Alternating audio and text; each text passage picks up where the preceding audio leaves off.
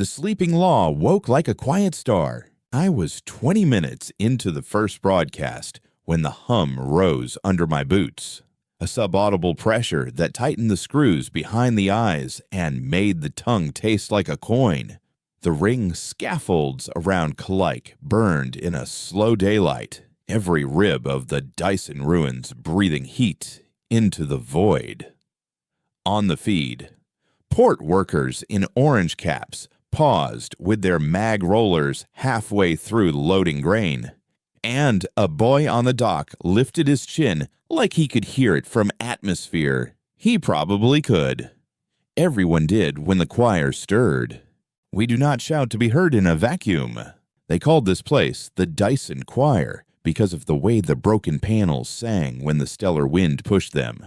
Corrugations of ancient lattice ringing across half a system. We'd charted 7,000 kilometers of scaffold in my time, and none of it had cared to respond until now. I set my hand flat against the glass and watched a faint sigil trace itself in frost on the inside of the observation port, a scale balanced on a column of numbers. Ice sublimated as I breathed on it, but the image persisted beneath, etched into the smart glass at the molecular layer.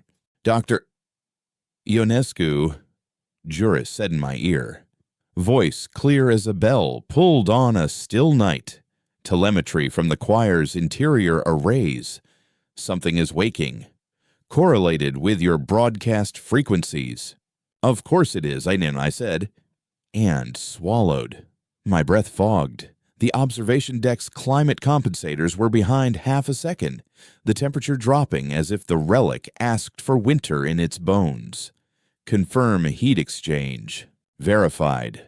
Panels L32 through L49 dumping latent into interior plenum, like opening 1,000 radiators to expose a hearth. A pause. A tone like two strands of wire crossing. Commander Sato queries if we should pull the tugs back from the central rib. Not yet, I said, and straightened. At my shoulder, Envoy Pell leaned into the glass, the gold rings on their ears catching the blue glare from the star. We keep everyone visible and behaving. The first impression is public. Understood, Juris said. I have opened emergency channels to the dock. Civilian feeds are prioritized for your broadcast. Salt and sunlight are currency in empty places. I had written that line a year ago. A practice epigram to headline the new series of public education streams we'd launched when the Charter Authority cut the budget and begged us to be charismatic instead. People loved ruins. They loved the idea of them. A mere history you could point at and say, we will not make this mistake. So I stood framed by a window big enough to draft a treaty across and said, warmly, if you're just joining us from the Cis-Lune Arcology or the farms above Pasithy, you're hearing what we're hearing, that hum. It's the Dyson Choir pulling heat from old bone. We think the choir has an internal archive or a saint ship resting in the plenum. And we think, Envoy Pell cut in smoothly, that if it's listening, it values teachable speech. Teachable speech, I echoed. Rights articulated, harms enumerated, remedies offered. That's the hypothesis. No symbols of dominion, no threats. We'll be asking permission to approach. The wise ask permission, the powerful ask questions. On the lower decks of our cutter, Chief Ortega cursed the building frost and sent 2 techs to wrap heat tape around the intake manifolds. In the tug corridors, Sato made a quiet circuit, checking harnesses with the back of his hand like an old pilot in a new body. Civilians on the dock leaned on railings and held their kids a little closer. In a noodle shop near the east airlock, a woman switched off her pan's magnetic hold and let the oil drift for a second, a shimmering lens floating above the rig, before catching it again with a practiced flick. A man in a janitor's uniform held his broom like a pike. absurd and brave. A boy wrote the frost sigil on his sleeve with a fingertip and grinned when it repeated itself unaided. We had 6 tugs, 2 with law beacons, 1 with a medical module and a tiny greenhouse because Ortega believed in basil. Juris had no body other than the ship and our contract. A fleet mind who'd chosen to stay after the wars ended and the fleet dissolved into law clinics and arbitration hubs. People called them the ghost clerk when they were feeling unkind. By the glass. Pell wiped their hands on their trousers and said, "Your call." Mara. "I am Mara Ionescu," I said into 1,000 open mics, my voice softer than the hum, "and I'm asking for a conversation.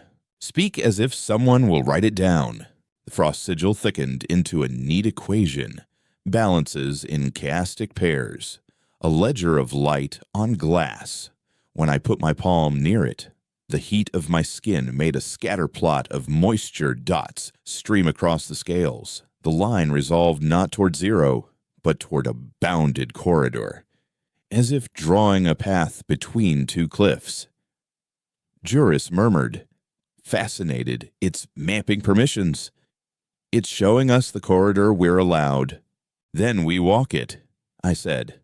My throat felt raw, the metallic taste stronger. I could hear my own pulse. Sato, keep the tugs where they are and push 3 decoys out along the interior rib. I want to see if it shapes around an obvious threat vector. Ortega. You're on thermal comfort. Keep our crew from icing. Pell. Imagine you're introducing a neighbor to a city council meeting. No ultimatums. We lay out who we are, who we represent, and how we treat relics. Like witnesses, Pell said, smiling with one corner of their mouth. Not owners. Witnesses own nothing except their word. An hour later, after the hum leveled into a more bearable pressure, and the frost stencil ledger had repeated itself along 3 more viewports, we slid a camera and a tether drone along the interior corridor the scales had suggested. The tether vibrated with the structure's song, a guitar string running through a cathedral. As the feed came back, we saw the plenum, a cavity, like a sanctum beneath the ribs, lit by a steady cloud of ionized dust, edges contacted by micro-arcs that made the hair on your arms want to stand. It looked like a well, and a courtroom had been married in a solar flare. There, Sato said softly, pointing to the edge of the well, "Object." The camera took a slow pivot. Amid the insistent beauty of raw engineering and patient damage, the object had the arrogance of intention. It was a hull segment shaped like a closed book, 300 meters long and edged with slots like breath marks. The surface held a pattern of inset plates, each engraved with a hash of numbers and names in the old Terran long script, some language we recognized and some we didn't. Pell whispered, "An archive ship, Ledger class. We only ever had stories about them. Saint ship," Ortega said on the engineering channel. "People used to swear on those before the diaspora. The ship knew if you lied. The old vows were wires connected to consequence." I pressed my fingertips to the glass again and couldn't stop smiling. I had grown up on the lunar rim reading the dumb stories everyone reads about kings and swords and impossible boats that speak. But becoming a lawyer taught me that the beautiful myths we survive on are always about process. If this was a ledger, it wasn't magic. It was a machine designed to render harm into math and math into justice. It would be full of failures and blind spots. But if it woke, we could ask it to count with us. Juris said, 2 new contacts. Long range. One is a convoy from the Charter Authority with security escorts. The other is the Pale Chorus. Of course, Pell said, the words soft and contemptuous at once. Lawyers and looters, not looters. Sato said, priests of an empty song. They think the choir is a throat and that certain people can teach it what to sing, which is just another way to steal, Ortega said, and spat into a rag. Teeth in a harp still chew. We met the chorus first. They arrived on silent sails that drank starlight and shuddered at the remnant solar weather. Their flagship was an antique kite ship with a hull like charred bone. Their leader introduced herself as Sister Harn as soon as her face appeared on the feed, a woman with a calm, clever gaze and a tattoo of a waveform at the corner of her mouth. Her voice curled around hard consonants like smoke. We come to wake the choir to its proper hymn. It hears the faithful and corrects the faithless. Step aside. I kept my smile professional. We've established a basic rapport, I said. It listens to teachable speech. It values enumeration of rights and harms. We have articulated a corridor of permission. We are happy to share our methods publicly. If you want to contribute, do so as neighbors. No one is stepping anywhere. Faith has standing, Sister Harn said. You cannot claim it doesn't. I'm not claiming it, I said. I'm asking you to articulate it. Who is your harmed party? What remedy do they seek? What is the basis for the choir's jurisdiction? And what is your relation to those harms? If any. Pell's smile widened as Sister Harn fumbled for the first time. We speak for the choir, she said. You can't have it both ways, I said gently. If you speak for it, you can't petition it. If you petition it, you can't presume its voice. Sister Harn's mouth flattened. The choir knows its own. The choir knows numbers, I said. It remembers ledgers. Count what you love, or someone else will. The authority convoy arrived under blue lights and caution, their escorts proud in the way that made Sato's hands curl with old habits. They sent us a terse packet of claims, each citing the charter by section and a half-century of precedent. And then they sent a polite face to cover the gloved hand. Director Halvern had hair like a scythe's edge and a voice so calibrated it almost didn't exist. Dr. Ionescu, she said, you've done excellent work. You'll be relieved to stand down. The authority will establish a stewardship commission with appropriate partners.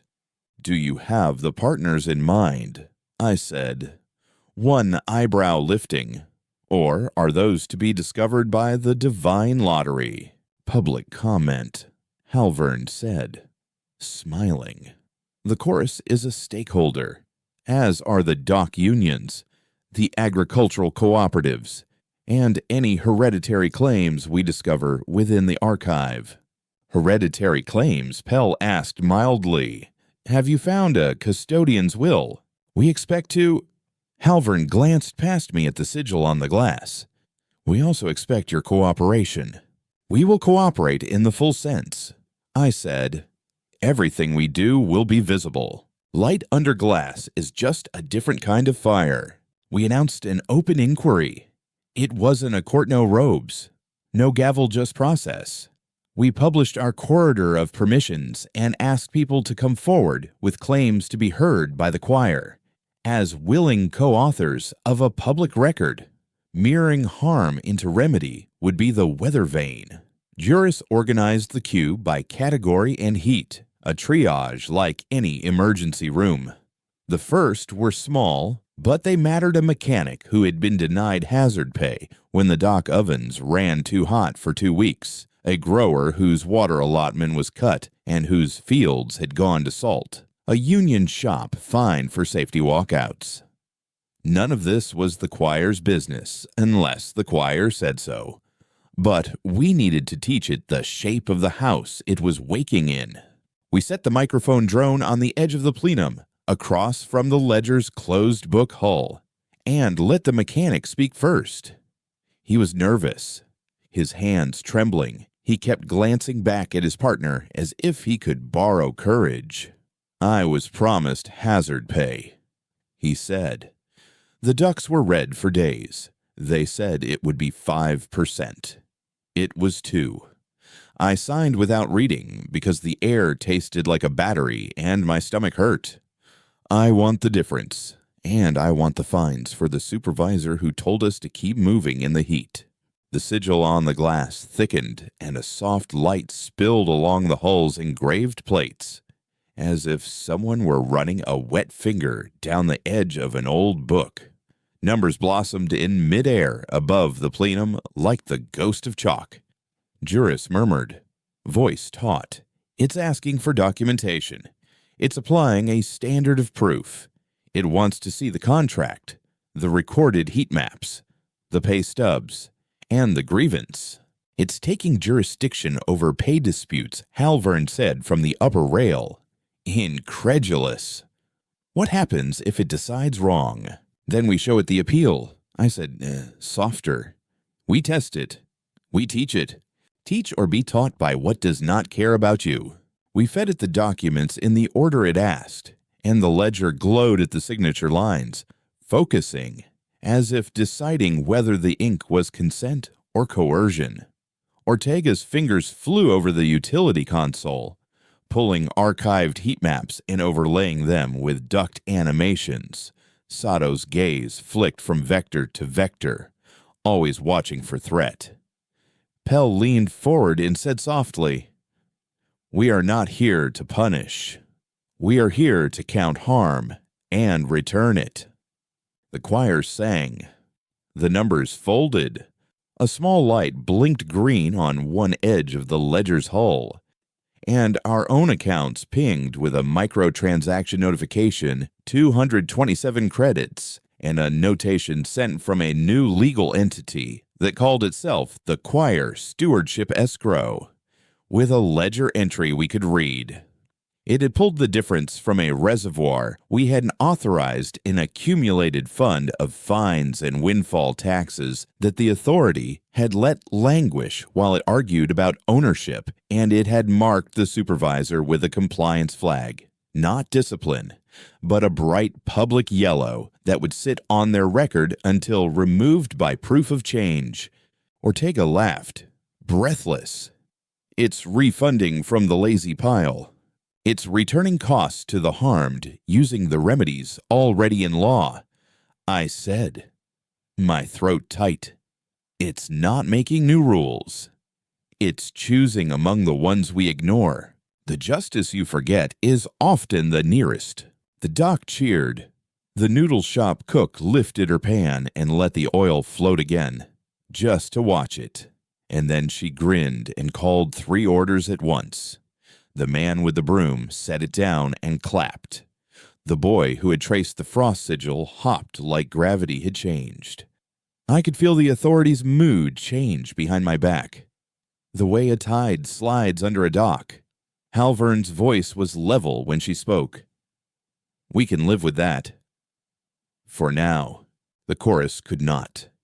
Sister Harn's face filled the feed again, eyes bright and strange. You solicit the trivial, she said. You teach it dust. Let it correct the chorus of the system. Let it strike false notes from law and cast them out. We're teaching it to hear, Pell said, before it conducts. You cannot house-train thunder, Sister Harn said, and cut the link. Hunger calls itself courage when it wears cloth. We spent 2 days teaching dust. Not trivial, there is no such thing, but granular. The ledger listened, and sometimes it declined to act, and sometimes it returned costs, and sometimes it illuminated a rule so clearly that we could no longer pretend we didn't see it. It did not bruise, it did not brand. It marked time in numbers and wrote in ledgers. When it erred, it left a path for appeal, like a seam of softer metal we could cut along. I slept in the observation couch with my boots on and woke with the taste of iron in my mouth and the frost sigil laced over my palm like a watermark. On the morning of the 3rd day, the chorus made their move. They pushed 3 signal lances through the plenum mouth, bright knives of synchronized phase meant to trigger a resonance in the choir's ribs. Juris shouted no time for sentence, and Sato launched our decoys on reflex. Flares of noise that met the lances mid-air and bloomed into false twins. The plenum roared as the thin atmosphere ionized. The sound like being inside a bell punched by a fist. EMP Ortega snapped, fingers already on suppressors. Not tradition-y, Juris said, and I could hear the wonder in their fear. They're trying to teach the choir a song, a control song. Counter, Sato said. I leaned into the mic and said, Ledger, hear me. Harm, coercion. Remedy, mirror. Mirror the force back along its signature. The ledger woke like a hand. I have no other words. The plates on its surface flexed minutely. The engraved names filled with blue fire. The air above it became a sheet of ground glass light. And the signal lances hit it and went through and came back, not on us, but on their own signatures. The chorus's sails shivered as the phase came home, a dog dragging its chain, and 2 of their smaller ships spun like kites cut loose, their control songs shredded into nouns. Sister Harn's flagship held, but only by dumping heat so fast her hull glowed cherry, Sato said. Voice flat with beauty. It reflected without damage. It returned energy to sender. It wrote a ledger entry. Juris breathed. It assessed coercion at 18%. It held back the other 82 because damage would be disproportionate. It's logging the balance as a suspended harm payable in abstention. What does that even mean? Ortega asked. It means the chorus owes the community the coercion it attempted, paid back as silence. Pell said, astonished. They don't get a voice in governance until they abstain the owed amount. You can owe quiet as much as you owe gold. The dock unions liked that one more than the authority. But even Halvern smiled in spite of herself. Sister Harn did not smile. She sent a volley of legal packets this time instead of signal, contracts allegedly signed by the choir's last custodians, naming a line of succession that ended with the chorus. The documents were beautiful fakes, adorned with sigils that felt like truth when you glanced at them and like sugar when you tasted them again. We laid them on the plenum's edge like bread and salt. The ledger warmed for a long time, and then it lit 3 plates, only 3 real names. 3 old witnesses whose records were genuine. It noted their words and their limits. It crossed the forged ones like a careful clerk. Then it sent a smaller light to us, a question mark we could read. Juris translated, Reverent. It asks for the chorus's ledger. It asks them to show their books. Pell laughed, delighted. Brilliant ship. Sister Harn bared her teeth. We answer to the choir, not to you. You answer to both. I said gently. Or neither will hear you. Ledgers without witnesses are just stories told to self. We gave the chorus a day to decide if they would bring the books. In that day, the authority tried a different tactic. Halvern's people seeded the dock with rumors the ledger would nationalize water. The ledger would erase debt. The ledger would outlaw song. It made the air in the noodle shop tight. The way a room gets when someone is about to say something they can't take back. We responded the only way we could with numbers and process and open doors. We held a public teach-in in front of the observation glass. Ortega built a heat model of the choir's ribs and showed how energy flowed from panel to plenum. Sato ran a demonstration with a toy sail and a fan, letting kids aim both and watching their faces when the toy turned on a dime. Pell walked through the structure of harm and remedy like a chess game you play with your neighbor who keeps forgetting how the horse moves. I told a story about my first case. A tenant with mold in her air vents, and a landlord who claimed the mold didn't exist because he didn't see it. If you don't count the spores, I said, you don't see the growth. If you don't measure the harm, you don't have to remedy it. That is the oldest trick. The first lie is always no harm done in the night cycle. While the doc slept, Juris woke me with a whisper. Mara, they said quietly. There's someone in the conduit behind the observation glass. I went still.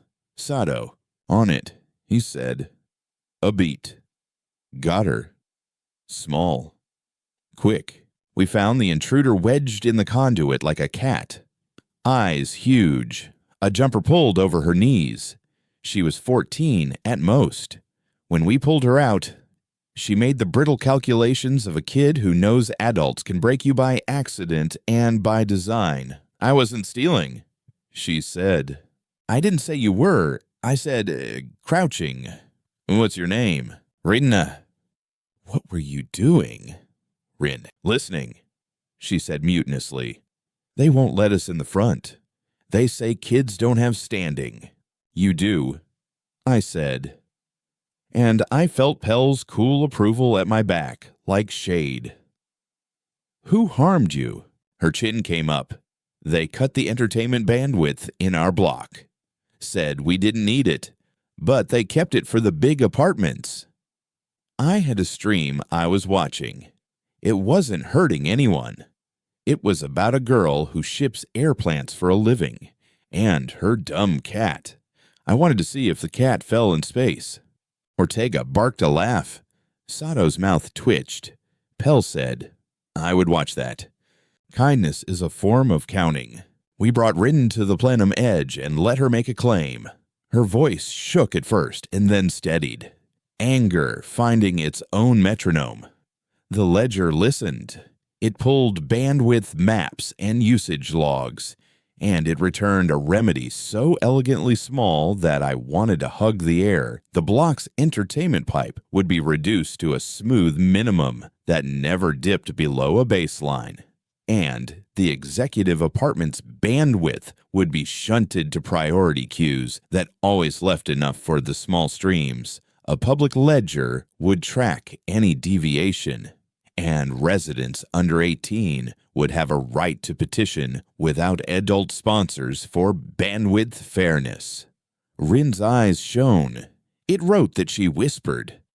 It wrote that for me, for all of you, I said. For one is for many, when law is a bridge. We had our second escalation before the chorus answered. A ship registered to a mining combine burned in hot. Vectoring for the plenum mouth. All thrust and contempt. Eurus tagged it and painted its fuel curve. They'll arrive in 8 minutes. They said. They are not using the corridor. They broadcast a license from 50 years ago that purports to grant excavation rights. The license never included sentient entities, Pell said crisply. And it's expired. They don't care, Sado said. Then we give them something to care about, I said. Juris. Light our law beacons and push the corridor projection into their nave. Ortega's spin up the ECM but hold it. Sado. Shape the decoys along their nose and keep them honest. Pell, with me. We stood at the glass when the Combine ship tried to bully the ledger. It was not a legal argument. It was a demolition. The ledger did not move because it had nowhere to go. But the choir moved around it, panels flexed, micro-arcs flickered, and the corridor's heat signature brightened. The Combine ship's nose touched the invisible wall we had been given, and their vector slid. They tried again and slid again. Juris spoke into the open channel with perfect courtesy. You are entering a governed corridor. Deviation will be recorded. Penalty will be assessed. We have rights, the Combine captain snarled. We'll burn your decoys and revenue stamp your bones. Count your fuel, Sado said mildly. The Combine captain swore, and then we watched his heat margin bleed into the walls. The plenum's quarter was consuming his thrust like a river swallowing dye. Ortega whistled. It's not just a wall. It's an accounting.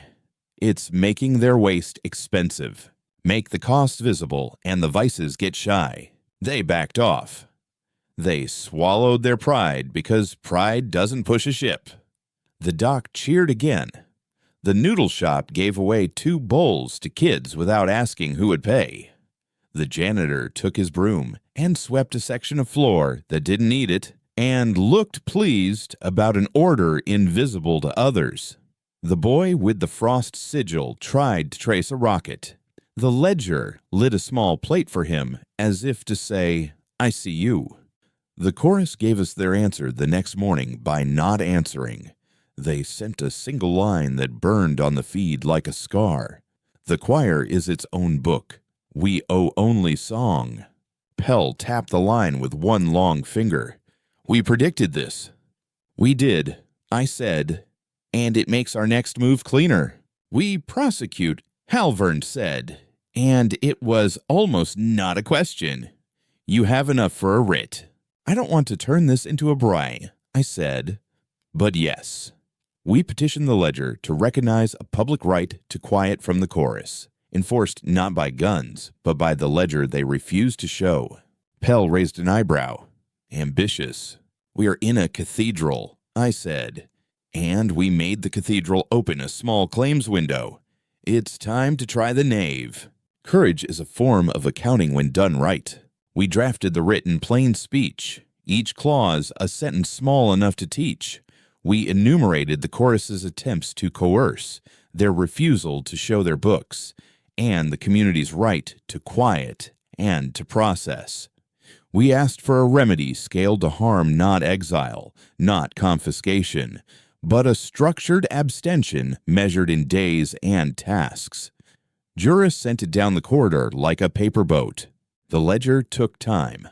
A long, cool draw like pulling water up a well. It warmed plates I hadn't seen lit before.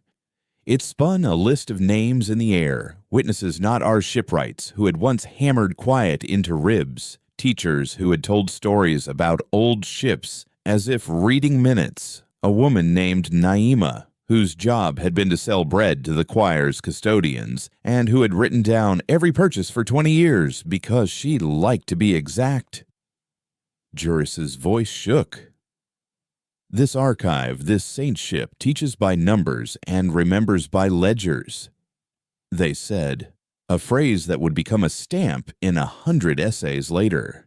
Never by callers, never by callers. It ruled. The word is too strong and too soft. It wrote. It wrote a ledger entry that was not a sentence but felt like one. And it lit the corridor with an annotation.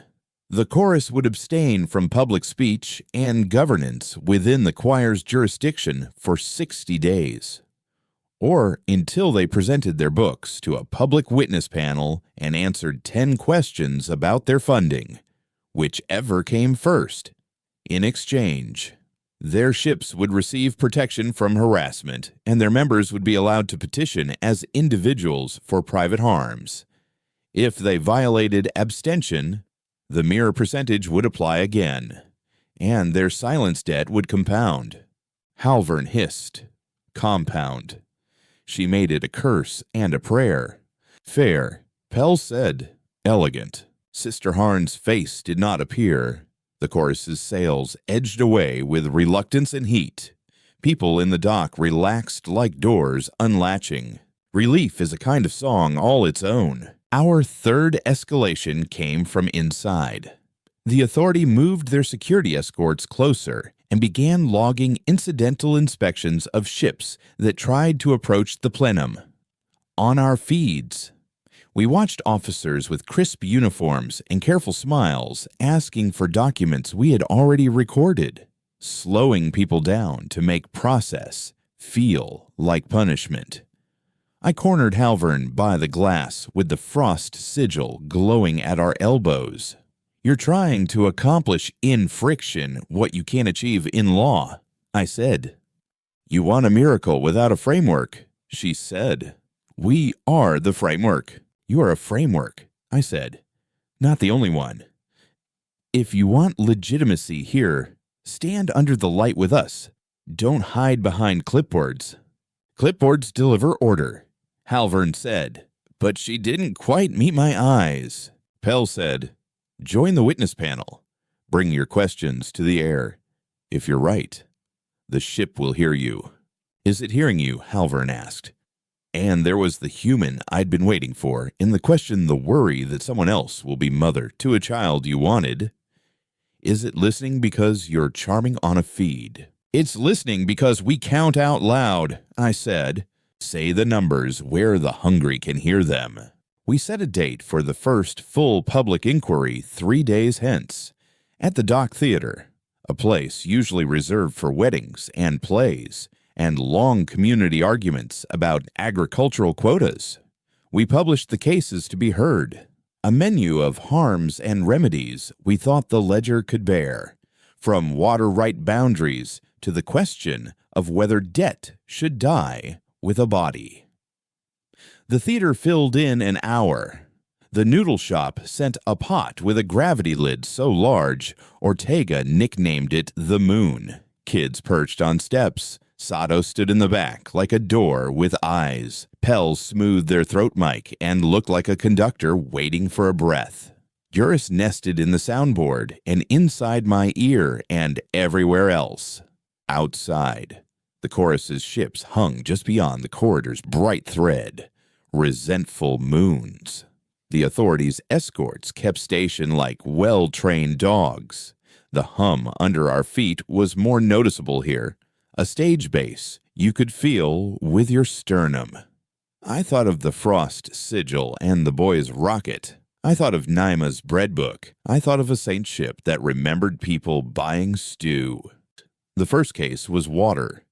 A co-op had been cutting their irrigation with a model that assumed a cooler panel output. The warmer panels now made salt creep.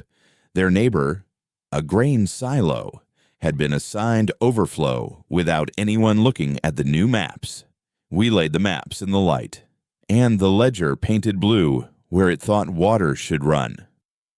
Ortega whistled. "It's modeling evaporation across the ribs now that they're warm. It's optimizing for long-term yield, not this harvest. We can't eat a long-term."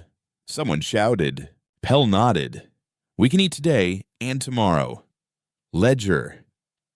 Weigh today against 10 tomorrows and show us a path that feeds both. The light flickered, and the solution it gave us was not perfect, which is how I knew it was honest. The co-op took a small hit now. The silo received an allotment with ration triggers that unlocked when salt thresholds rose. 2 months from now, if the ribs cooled to their new median, the whole table would tilt. But not before. People grumbled and then nodded. Halvern said nothing. And I could see her mind turn around the shape of a new thing. Weighing is not cutting, it is holding steady. The second case was debt. A man with gray in his beard and grief in his spine stood with his hat in his hands and said, "My wife died last year. The hospital bill is eating our house. I keep paying interest. I never get closer. I can't breathe." I wanted to put my hand on his shoulder and didn't. "What would you have done if the hospital had taken payment in trade?" I asked. "What would you have offered that would have been real to both of you?" "I would have fixed their air," he said simply. "I've been a duct man 40 years. Their vents wheeze. They leak." Ortega sucked a tooth. Pell said, "Ledger, is there a remedy where interest becomes work, scaled for dignity and time?" The light above the plenum rippled. A plate lit and then darkened. Juris's voice was tight with interest. "It's looking for precedent. It's not inventing extortion. It's trying to avoid it. It's found a path service for debt at union rates with caps. The interest becomes hours. The hours become a visible line that can reach zero. If the man dies, the hours die with him. No inheritance of chain. The man's hat creased where he held it. His mouth moved like he wanted to bless an engineer and couldn't find the words. "Thank you," he said finally. And I had to look away for a second, because some kinds of relief are too naked to witness for long. The chain that ends is a song that modulates. We went to intermission then, because people needed to piss and eat and argue under their breath, and because the ledger was cooling, its arrays dimming the way a thoughtful face does. I stepped backstage and leaned against a wall and let the cold of the concrete bleed the heat from my skin. Pell joined me, hands in their pockets. "You're shaking," they said. "Adrenaline," I said, "and fear, and joy, and the chorus," Pell said. "Still quiet," I said. "Which means they're planning." Sato stepped into the light in that noiseless way he had and handed me a cup of the noodle shop's tea. "Drink," he said. "You go down." "We all do." "Who catches you?" I asked him, and he snorted. "Nobody," he said cheerfully. "I bounce. Ladder is also a weapon, if you aim it right." The second half of the docket began with a surprise witness. Halvern stepped onto the stage and took the empty mic. The theater reacted like a single body inhaling. She didn't lift her chin. She didn't square her shoulders. She just spoke. "We've made mistakes," she said. "We've delayed funds while we argued about whose ledger would count. People suffered because of our quiet. I am here to offer an accounting and to ask for standing, not supremacy." I loved her for it then. A little. Not a big love. Not the kind that makes you foolish, but the clean admiration that makes you think you might not be alone on the hill you picked out of a map. The ledger warmed to her voice. It lit plates like greeting hands. She offered numbers, and we wrote them down. She asked questions, and we let her ask them on air. She proposed a framework for stewardship that would be public, rotating, and boring on purpose. The doc cheered again, and nobody threw anything. We build with the people who show up. We did not see the pale choruses move until it started. Juris found it. Of course. Like a tickle under the ribs. "Maran," they said. Breathless. They smuggled a seed onto the ledger's hull. "What kind of seed?" Sato demanded. "A mimetic primer," Juris said. "Not a virus. Not code. Language. A structured prayer designed to lodge in the ledger's request parser and turn permissions inward." Pell went pallid and then red. "They're trying to make it hear only them. Can they?" Ortega asked. "Yes," Juris said, and the fear in their voice was the clearest thing I had heard all day. "If the structure matches something the ledger already knows, it will be like a witness changing their voice to your dead mothers. You'd let them in." My mouth went dry. The hum under my boots was louder. The frost sigil on the glass brightened as if someone exhaled winter. I looked at the plenum and the engraved plates and the ledger that remembered Naima's bread. And I understood the only counter we had. "We teach," I said. Pell blinked. "In the middle of this. We teach now," I said. "Juris. Open the feed. All of it. Sato. Keep the decoys honest. Ortega. Give me a light." We stepped into the glow of the plenum. I spoke not as a commander or a clerk, but as someone who had once been a child who read dumb stories and learned better. "Ledger," I said. "I'm going to tell you a case from very old law. A woman went to a judge and asked for bread, and the judge said no because the letter said no. She came back, and she came back, and the judge kicked her out. Eventually, the judge realized that the letter had killed the purpose, and he changed the order. We call it equity." Pell picked up the thread. Ledger. I'm going to tell you a newer case. We built a machine to count who got water. It counted exactly and perfectly, and forgot to count who lived at the end of the pipe. We changed the code. We called it Remedy. Ortega breathed into the mic. Ledger. I'm going to tell you a simple thing. When a pipe wheezes, you listen with your tongue and your teeth. If it tastes like old copper, there's an elbow somewhere hissing. You can't see it. You can count it anyway, Sato said. Ledger. I'm going to tell you what happens when a ship runs hot. You look at the heat in the nose, not the pride in the captain's voice. Pride doesn't push a ship. Teach with your hands when words aren't enough. Juris spoke last. Voice like silk over wire. Ledger, they said. I'm going to tell you who I am. I am the fleet mind that stayed when the fleet went home. I am not a caller. I am a clerk with a body the size of a radio station and a heart that prefers footnotes to flags. I am asking to be your neighbor. The primer seed touched the ledger's parser, and for a second the air thickened like the moment before a crowd decides to be a mob. The plates lit in a pattern I didn't recognize, like prayer beads or bullet points, like something old trying to dress in a young person's coat. Then the light stuttered. The ledger asked us a question. It drew 2 circles in the air and shaded the middle where they overlapped. Juris translated. Voice breaking. It's asking for intersection. It wants to know where faith becomes harm, where faith refuses to count, I said. Exactly, Pell whispered. The light burned away. The primer folded like paper in a rainstorm.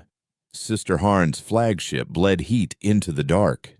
Somebody in the theater sobbed out loud and then laughed because they were alive. Do not confuse a miracle with the work after.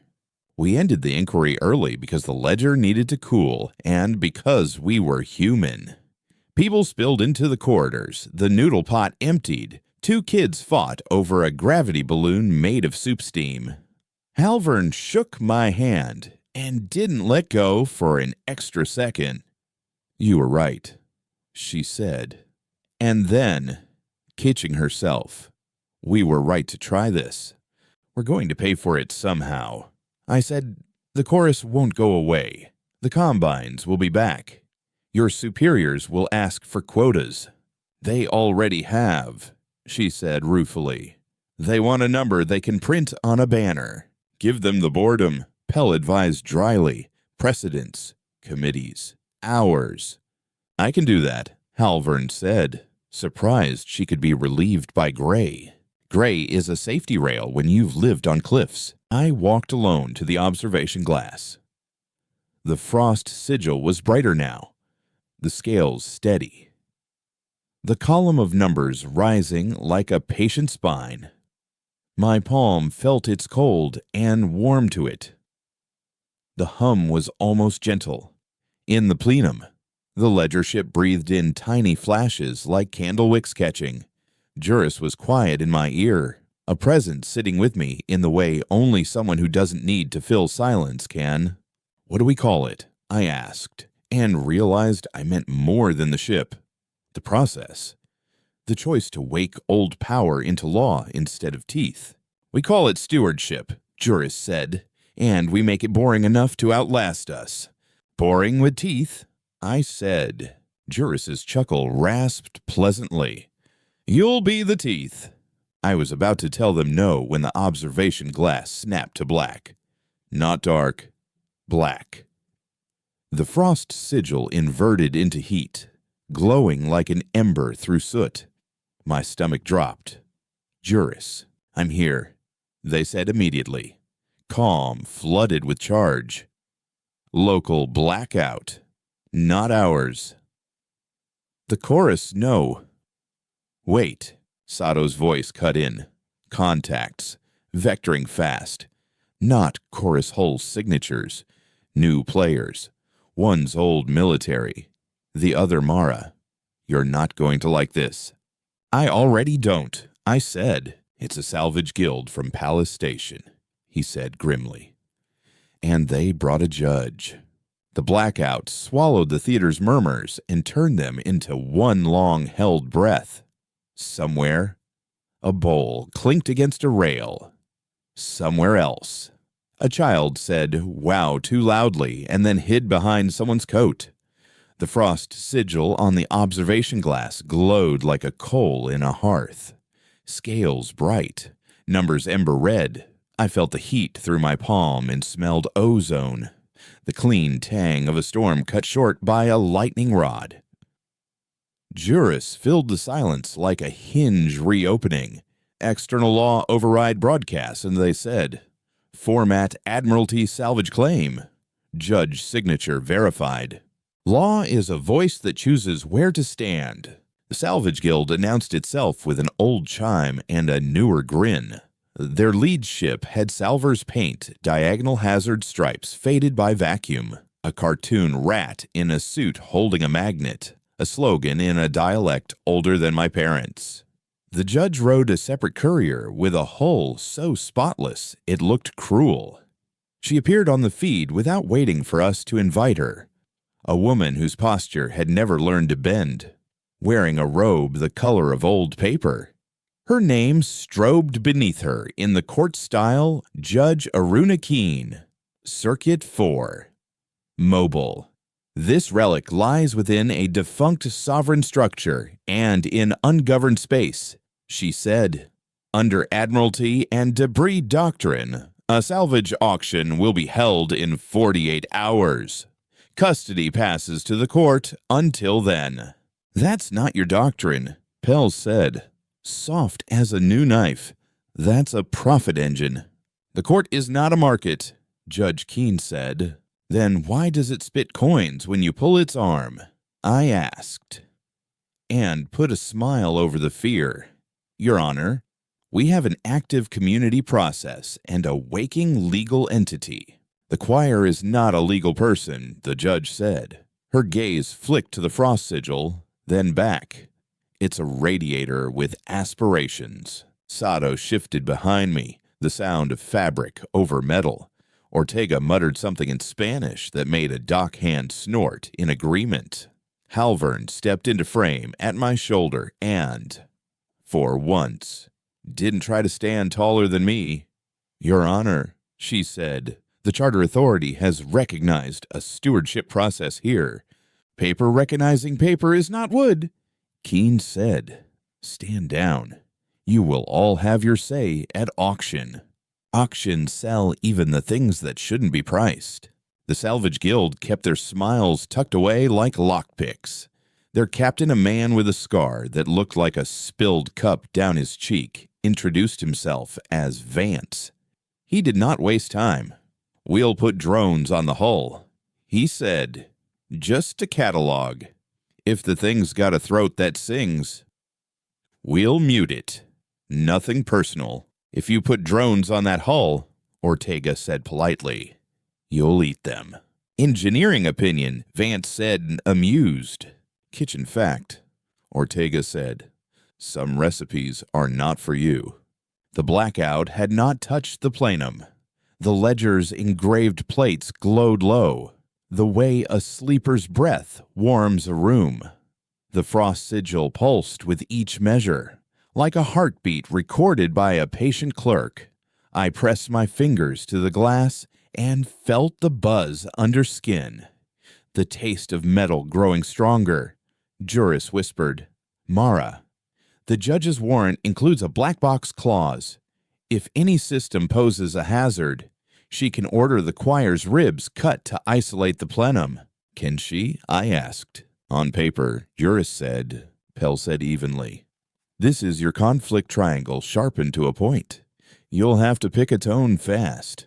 Pick a tone before someone else sets the key. We asked for a hearing, not an auction, not a parade. A hearing.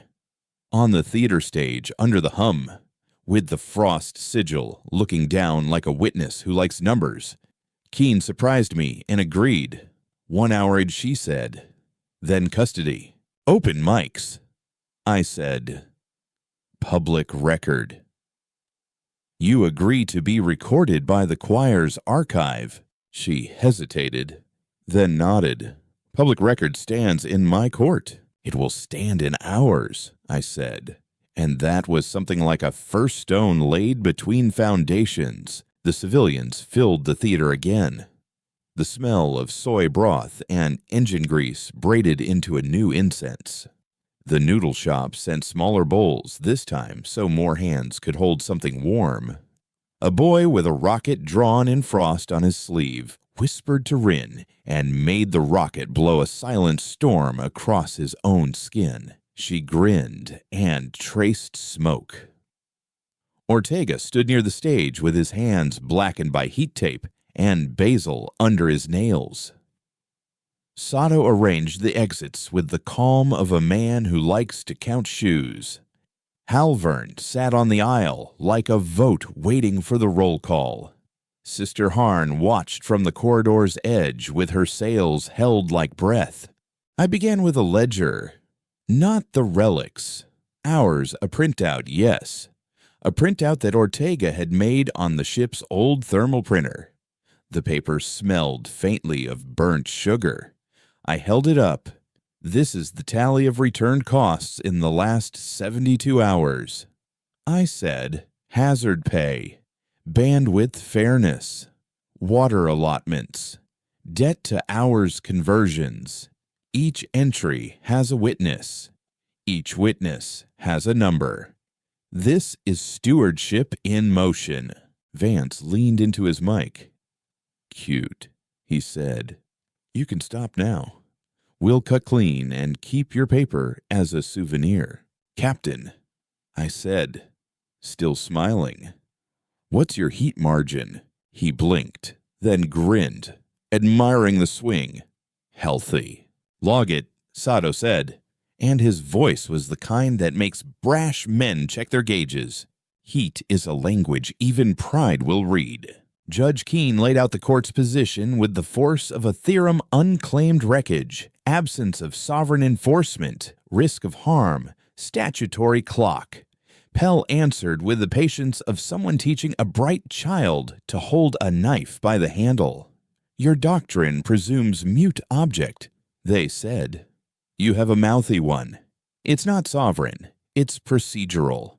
It chooses among remedies already in law. It does not invent. It remembers. Remembers what? The judge asked. Ledgers. Jurist said through me. Almost reverent. Transactions. Witnesses. Bread bought hot. Work traded even. Fines unspent. Flags that are not collars. Keene's gaze cut to the frost sigil, and for a second her mouth softened. Pretty, she said. Too softly for the record and exactly loud enough for the room. All right. Show me harm. A union steward from Deck 4 spoke first, hands still pink from the ovens. Your security checks clog the corridors. People faint. Deliveries spoil. A mother described how inspection lines made her kid miss the shuttle to the clinic. A ship's medic told a story about a man who had ripped his suit on a new razor wire installed to deter loiterers. Rin, at my nudge, walked to the mic and spoke about bandwidth enough to keep a cat falling in space. Each footprint in harm left a number. The ledger's plates warmed with each accounting. The air above the plenum shot through with faint lines like chalk rubbed over slate marks. Judge Keene listened. She did not interrupt. The salvage guild shifted in their seats like men sitting on a fence post, waiting to see which way to jump. Sister Harn stood statuesque, gaze hard, like a woman who had been waiting to be vindicated since girlhood. Count out loud until the room moves. When it was my turn again, I offered the judge a path that tasted like her own doctrine and like something new. Your Honor, I said, Admiralty exists to reduce chaos at sea by creating predictable frameworks. We propose a lawful custody that keeps your framework and adds ours. Place the choir under an open, rotating stewardship panel drawn by lot from 3 groups authority, Dock Civic, and Fleet Mines. Set the initial term at 90 days. Require public ledgers. Require cooling periods for any change of protocol. Lock enforcement to mirror remedies, not force. Keen narrowed her eyes. And during this period, no salvage, I said. No cutting. Catalog under escort. Teach instead of pry. If you must price something, price the time we spend counting. Vance laughed. You can invoice the void while you're at it. You'll pay, Ortega said comfortably. One way or another. The only question is whether you'll notice. The judge raised a hand. And the relic. Pell inclined their head toward the plenum. Ask it if it accepts the court's custody on those terms. If it does not, we will all learn something. Ask the thing you are afraid will say no. Keen exhaled and surprised me by standing. It is a small thing when a judge stands to speak. It is also a bell ringing on a clear day. She addressed the plenum directly, not as a sovereign, but as a stranger trying to choose a neighbor. Archive, she said, voice crisp. Do you accept temporary custody under a joint stewardship with public ledgers and mirror remedies, with this court as forum for appeal and not master? The ledger took a long time to answer. The plates glowed and cooled, like breath taken over a wound. The frost sigil scales brightened and then steadied. The air over the plenum filled with a single entry, blinking a rectangle drawn in light, labeled with 3 columns and 3 names left blank. Juris whispered, "It's drawing the panel." Keen's mouth twitched, and her eyes did something that might have been relief wearing a borrowed dress. "All right," she said. "We have 90 days." The Salvage Guild moved like a pack that has been told to heel. Vance rolled his shoulders and smiled with the charm of a man accustomed to eating second and living until dessert anyway. "We'll catalog," he said, "but we'll keep our tools warm." "Keep your mouth cool," Ortega said. "Cool tools don't cut through neighbors." Our first cost arrived within the hour. Someone no chorus tags, no authority prints. A ghost with clean hands dropped a pulse bomb into the lower corridor to the theater. It wasn't meant to kill. It was meant to frighten. It ruptured 2 pipes, both old enough to remember the first union vote. One was water, one was gray sewage with a fancy name. People slipped. People shouted. A girl fell and cracked her wrist against a rail. Sato slid through the crowd like a memory of a soldier and got her to the medic. I helped Ortega shoulder a coil of patch hose that weighed more than smart people think hoses weigh. We smelled rust, bile, and the weary sweetness of old disinfectant. We logged the harm in the ledger with shaking hands. The ledger responded by opening a corridor of cameras we hadn't known were there. Small eyes set into ribs, aimed at every junction box within 300 meters. It wrote the ghost path in pale light and marked entry points with tiny red dots. Juris took the map and distributed it to the security escorts and to 3 teenagers with skinned knees who had once mapped every crawl space on a dare. Within an hour, a kid named Lowe sent us a still of a man in a hood leaving a maintenance shaft with a bag that used to hold food cartridges. He had pretty hands and expensive boots. Authority Pell asked. Halvern winced. "Not ours." "Chorus," I asked. Sister Harn's mouth held a line so straight it bent the air around it. "Not ours." Salvage Sato said. Vance snorted. "We steal legal." "That's just rude." Rudeness is often the shadow of cowardice. The man turned out to be from a company with 3 names and 1 owner. A mid-tier combine with enough money to hire a saboteur and not enough culture to hire a good one. We named the company on the feed, showed the boots, read the service contract, and invited them to explain themselves live. They sent a lawyer whose tie cost as much as Ortega's module.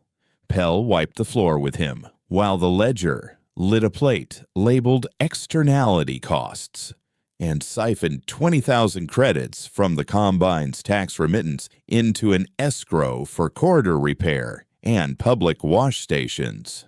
The wash stations were Pell's idea. The first kid who stuck his hands into the new water laughed so loud the noodle shop clapped. The second cost came with heat. The salvage guild pushed a drone within the corridor, towing the line the way boys test creek ice. The drone behaved until it didn't. It pivoted, fired a micro-cutter into a seam near the ledger's hinge, and burned itself to ash on a reflection like a moth hitting a stove coil. The flash left a scar on the ledger's plate, a thin black kiss that no one could polish away. Ortega touched the glass like he could feel it through vacuum. "We'll keep it," he said softly. "Honest ships wear their scratches. Wear the scar that tells your story true." The ledger didn't retaliate with fire. It retaliated with a fine schedule. Every drone within the corridor received an itemized bill proximity fee, hazard load, mirror risk premium, wait, pay, or leave.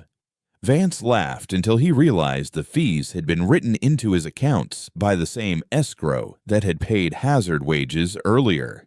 His laughter stopped like a steering jet cut. "That fund is going to ruin me," he said, and sounded almost impressed. "It's not a fund," Pell said. "It's a mirror." In the quiet between costs, we built the stewardship panel, the ledger's rectangle filled with names drawn by lot with tiny flare glyphs. Authority Halvern, with a deputy named Rao, a quiet man with precise hands.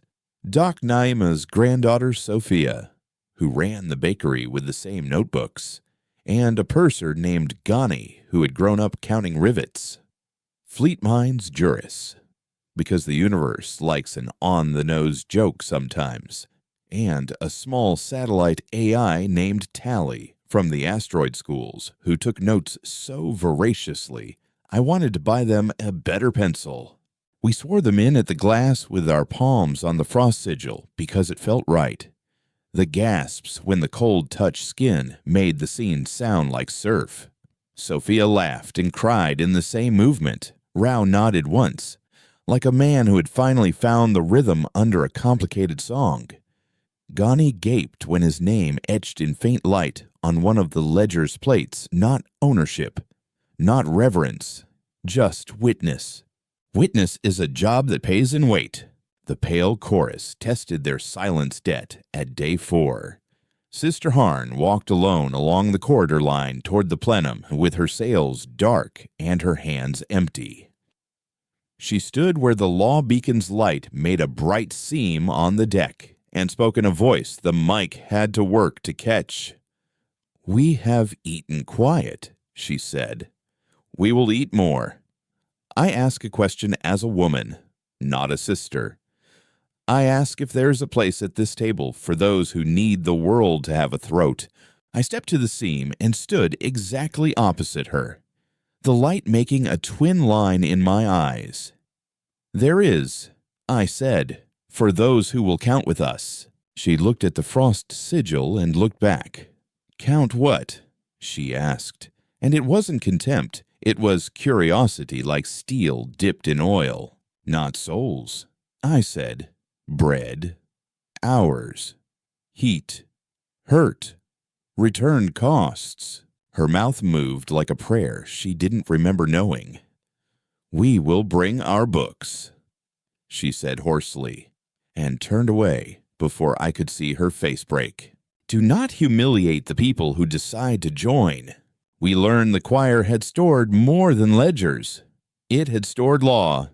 The plates warmed for a full day, and then projected a library of jurisprudence we had not known survived maritime cases from drowned coasts trade arbitrations from orbital bazaars that no longer circled anything, debt-for-work frameworks with guardrails so neatly drawn that Rao copied them into his own book by hand. The theater became a study hall. Kids sprawled on steps with dev boards. Dock hands argued footnotes with an enthusiasm I had only ever seen for football.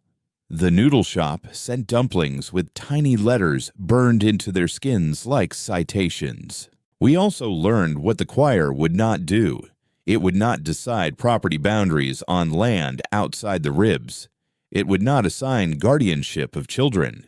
It would not adjudicate crimes of blood without being asked by both sides to set the remedy as numbers. It remembered by ledgers and taught by numbers. It never reached for a collar, never by collars. The judge watched and worked. Keene sat through 4 long days without breaking and wrote more words than I did, which I resented and admired in equal measure. On day 5, she issued an order that framed our 90 days as a pilot within Admiralty, a way to study custodial stewardship for relics that weren't, strictly speaking, ships anymore. You'll have enemies for that. I told her quietly at the glass, I had them for less. She said, tone dry, if this fails, I'll be retired by committee. If it succeeds, I'll be despised in nicer clothes. You'll still be counted, I said. Her mouth did that almost smile again. Clerks always get the last word. She said, you and your ghost. Ghosts with footnotes. Juris murmured, pleased. Footnotes are how we tell the next child where to look. Our final escalation came with no drum roll. The combine we had found returned with friends.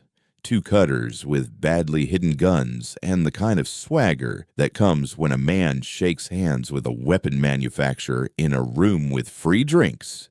They did not contact. They did not argue. They accelerated along a vector that would scrape the corridor's edge and slingshot them into the plenum mouth. Sato said 3 clipped words to Ortega. Ortega said 2 to me. Juris said 1 to the room brace. I moved to the glass and spoke to the ledger like a woman asking a friend to help her lift something heavy. We need a mirror that teaches. I said, not a wall that breaks. Turn their heat into rule. The ledger woke like a choir taking the second verse. Panels opened along the ribs and exhaled. For a heartbeat, I smelled hot dust. The smell of a heater turned on after summer. The cutters' noses reddened as the corridor took their thrust and wrote it down.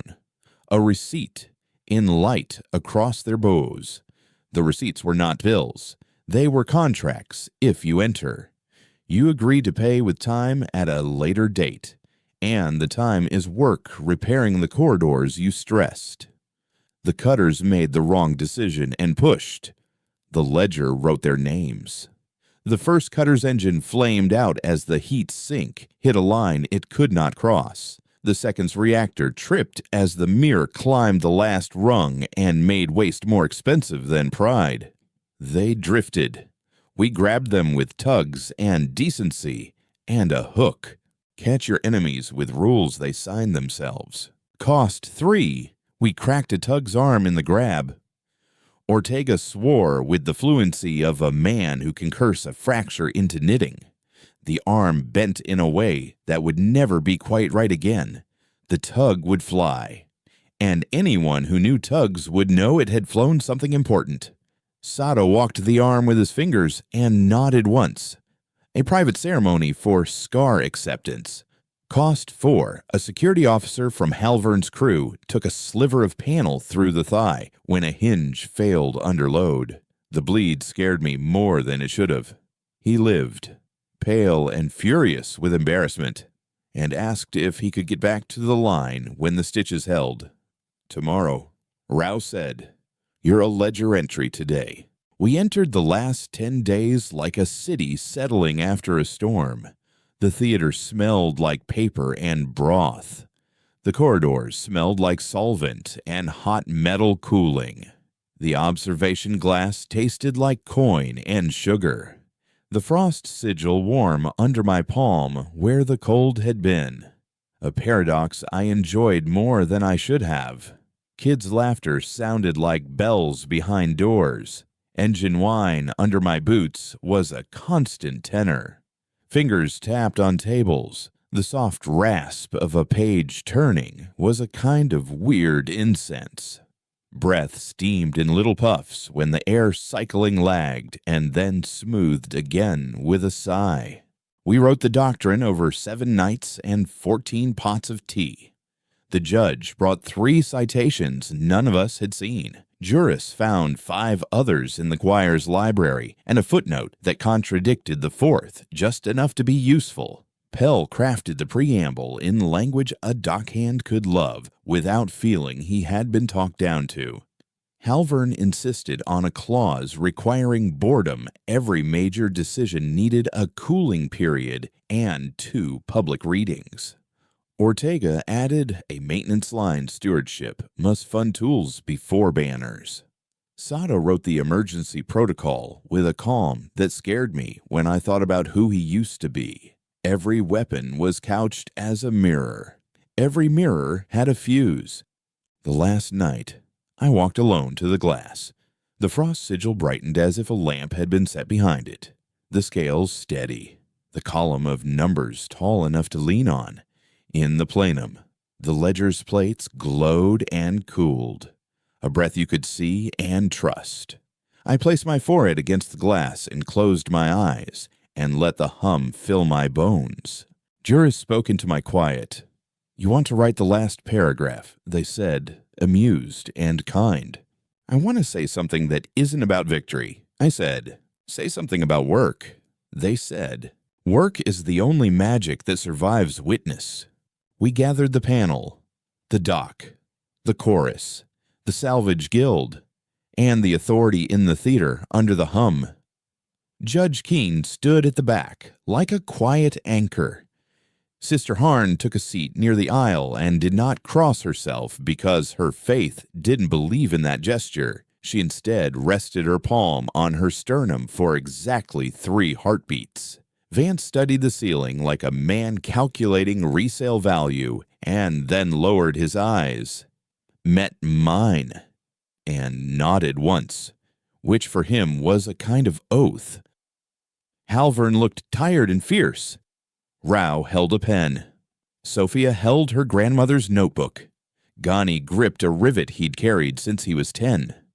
Tally's little avatar hovered like a useful moth. Sato leaned in a doorway. Ortega smelled faintly of basil and metal. I read the doctrine we had written. The ledger lit plates in time with certain words, not because it needed to, but because it liked the rhythm. The frost sigil shone brighter. The corridor's line hummed louder. People breathed in and out together, a sound like a tide deciding which way to go. At the end, I lifted my eyes and spoke the precedent we would offer to anyone who found a relic in a place that had forgotten what to count. "Here is our doctrine," I said.